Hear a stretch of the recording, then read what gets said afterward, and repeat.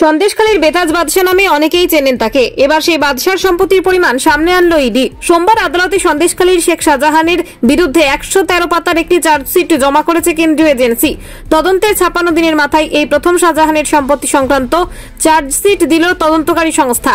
সেখানে সন্দেশখালীর বাঘের সম্পত্তির পরিমাণ উল্লেখ করেছে তারা।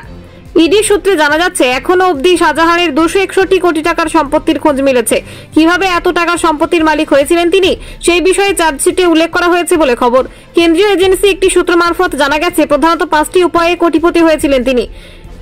এর মধ্যে প্রথমেই রয়েছে চিংড়ির ব্যবসা। এই ব্যবসা করেই ফুলে ফেপে উঠেছিলেন শাহজাহান। মূলত চিংড়ি আমদানি রফতানির এজেন্ট হিসেবে কাজ করতেন তিনি। এর মাধ্যমেই প্রায় 200 কোটি টাকার সম্পত্তি করেছিলেন সন্দেশখালীর বাঘ। এছাড়া ইডি সূত্রে জানা যাচ্ছে, ইটভাটা থেকেও মোটা টাকা আয় ছিল শাহজাহানের। এর মাঝেই প্রায় 20 কোটি সম্পত্তি করেছিলেন তিনি। শাহজাহানের বিরুদ্ধে গায়ের জোরে জমি ভেরি দখলের অভিযোগ আগিয়ে উঠেছিল। তবে শুধু সেখানেই থেমে থাকেননি তিনি, বলপূর্বক ইটভাটার মালিকানাও ছিনিয়ে নিয়েছিলেন। যে ব্যক্তির থেকে মালিকানা ছিনিয়ে নিয়েছিলেন, বর্তমানে তিনি সেই ভাটায় ম্যানেজার হিসেবে কাজ করছেন বলে ইডি সূত্রে খবর। সরকারি টেন্ডার এবং তোলাবাজি থেকেও কয়েক কোটি টাকা সম্পত্তি করেছিলেন সন্দেশখালীর এই বহিষ্কৃত তৃণমূল নেতা। বন্দুক দেখিয়ে খুনের হুমকি দিয়ে প্রচুর টাকা আদায় করেছেন শাহজাহান। সেই সঙ্গে সরকারি টেন্ডার থেকেও প্রচুর টাকা কামিয়েছেন। এই টেন্ডারগুলি কিছুতেই হাতের বাইরে যেতে দিতেন না তিনি। ভাই শেখ আলমগীরের নামে টেন্ডার নিতেন বলে দাবি করেছে ইডি। এর মাঝে প্রায় 20 কোটি টাকার সম্পত্তি করেছিলেন সন্দেশখালীর বাঘ। শাহজাহানের সম্পত্তির পঞ্চম এবং অন্যতম একটি উৎস হলো মাছের আড়ত। ইডি সূত্রে খবর, এর মাধ্যমে প্রায় 8 কোটি টাকার সম্পত্তি করেছিলেন তিনি। তদন্তকারী সংস্থার অনুমান, জমি দখল করে যে বিপুল সম্পত্তি তৈরি করেছিলেন শাহজাহান, নানান ব্যবসায়ী তা লাগিয়ে সাদা করতেন। গতকাল জমা দেওয়া ইডির চার্জশিটে দাবি করা হয়েছে, প্রায় 118 বিঘে জমি দখল করেছেন সন্দেশখালীর এই বহিষ্কৃত নেতা।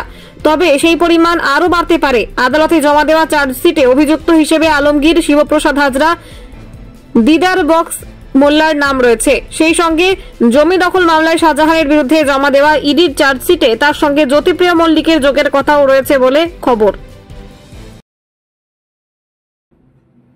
সন্দেশখালীর বেতাজ বাদশা নামে অনেকেই চেনেন তাকে। এবার সেই বাদশার সম্পত্তির পরিমাণ সামনে আনলো ইডি। সোমবার আদালতে সন্দেশখালীর শেখ শাহজাহানের বিরুদ্ধে 113 পাতার একটি চার্জশিট জমা করেছে কেন্দ্রীয় এজেন্সি।